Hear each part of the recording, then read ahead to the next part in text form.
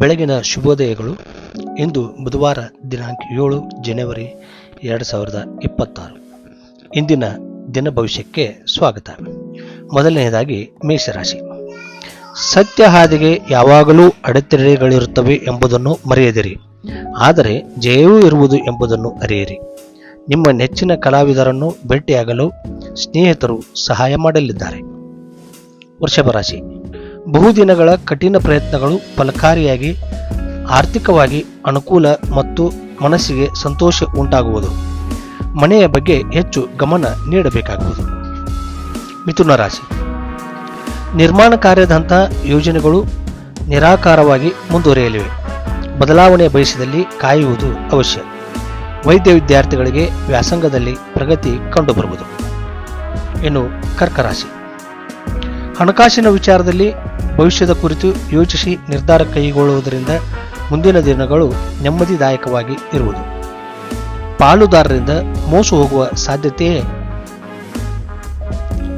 ಇರಲಿದೆ. ಸಿಂಹರಾಶಿ.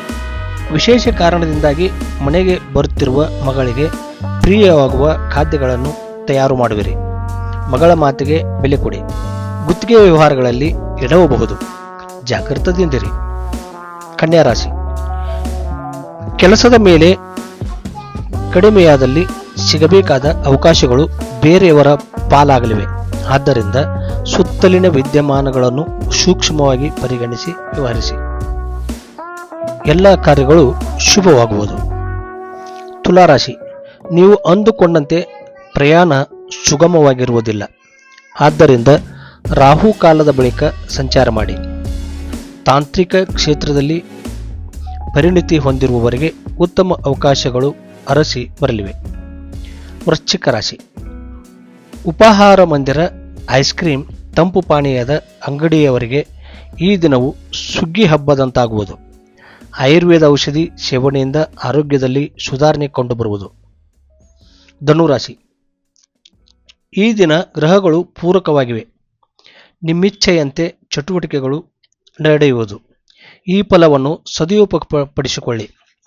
ಮಕ್ಕಳು ಮಳೆಯಲ್ಲಿ ನೆನೆಯದಂತೆ ನೋಡಿಕೊಳ್ಳುವುದೇ ಸವಾಲಾಗುವುದು. ಮಕರ ರಾಶಿ. ವಿವಾಹ ಸಂಬಂಧ ನಿಮ್ಮ ಮನೋಸಂಕಲ್ಪವನ್ನು ಈಡೇರಿಸಿಕೊಳ್ಳಲು ತಾಯಿಯ ಮತ್ತು ಅಣ್ಣಂದಿರ ಮನವನ್ನು ಸೆಳೆಯುವಲ್ಲಿ ಯಶಸ್ವಿಯಾಗುವಿರಿ. ಕುಟುಂಬದಲ್ಲಿ ನಡೆದ ದುರ್ಘಟನೆಗಳಿಂದ ಮನಸ್ಸು ದುರ್ಬಲವಾಗಬಹುದು. ಕುಂಭರಾಶಿ. ಬಹುಜನರಲ್ಲಿ ಮಾಡಿದ ಸಾಲಗಳು ತೀರಿದ್ದರಿಂದ ಮನೆಯಲ್ಲಿ ನೆಮ್ಮದಿಯ ವಾತಾವರಣ ಸೃಷ್ಟಿಯಾಗಲಿದೆ. ವ್ಯವಸಾಯಗಾರರಿಗೆ ಹೆಚ್ಚಿನ ಬೆಳೆ ಕೈ ಸೇರುವ ನಿರೀಕ್ಷೆ ಇರುವುದು. ಗುರುವಿನ ಮಾರ್ಗದರ್ಶನ ಪಡೆಯುವಿರಿ. ಮೀನರಾಶಿ. ಉದ್ಯೋಗ ಬದಲಾವಣೆ ವಿಚಾರದಲ್ಲಿದ್ದ ಗೊಂದಲವನ್ನು ಮಾರ್ಗದರ್ಶಕ ಸೂಚನೆಯಂತೆ ನಿವಾರಿಸಿಕೊಳ್ಳಿ. ಅಪರಿಚಿತರೊಬ್ಬರ ಅನವಶ್ಯಕವಾದ ಮಾತುಗಳು ನಿಮ್ಮ ತಾಳ್ಮೆಯನ್ನು ಕೆಡಿಸುತ್ತವೆ. ಇಂದಿನ ಭವಿಷ್ಯ ಕೇಳಿದಿರಿ. ಪ್ರತಿದಿನದ ಭವಿಷ್ಯಕ್ಕಾಗಿ ತಪ್ಪದೆ ನಮ್ಮ ಚಾನಲನ್ನು ಸಬ್ಸ್ಕ್ರೈಬ್ ಆಗಿ. ಗುರುವಿನ ಆಶೀರ್ವಾದ ತಮ್ಮೆಲ್ಲರಿಗೂ ಇರಲಿ. ಧನ್ಯವಾದಗಳು.